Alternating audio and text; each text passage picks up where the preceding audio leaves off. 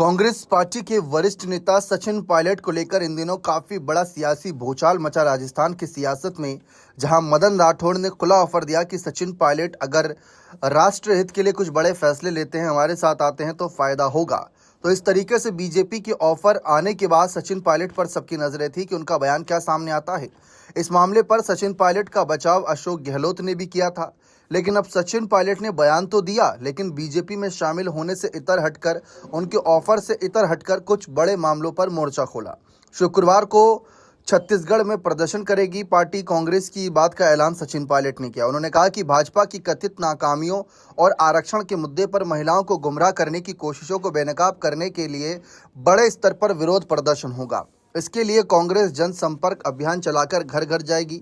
सचिन पायलट ने कांग्रेस के प्रदेश कार्यालय में पार्टी विधायकों और नवनियुक्त जिला व ब्लॉक इकाई अध्यक्षों के साथ बैठक की थी। मीटिंग के बाद मीडिया से चर्चा करते हुए छत्तीसगढ़ प्रभारी सचिन पायलट ने आरोप लगाया कि पाखंड और झूठ का बढ़ावा देने के उद्देश्य से गुरुवार को छत्तीसगढ़ विधानसभा का विशेष सत्र बुलाया गया था। उन्होंने कहा कि मैं ये कहता आ रहा हूं कि राहुल गांधी व प्रियंका गांधी ने भी सदन में कहा था कि महिला आरक्षण विधेयक 3 साल पहले ही पारित हो चुका है।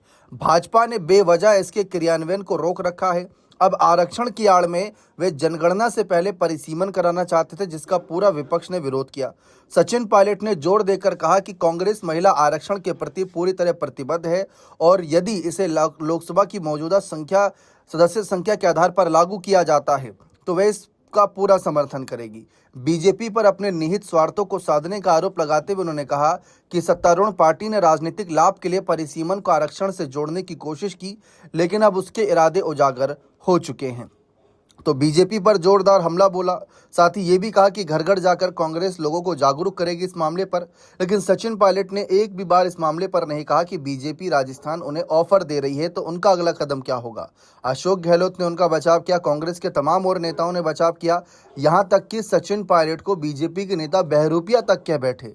लेकिन इस मामले पर सचिन पायलट अपनी चुप्पी नहीं तोड़ रहे। वे लगातार बीजेपी सरकार के खिलाफ मोर्चा खोले हैं और इस बात पर संदेश दे रहे हैं कि वे बीजेपी के पूर्णतः खिलाफ हैं। बने रहे चैनल के साथ। बहुत बहुत शुक्रिया।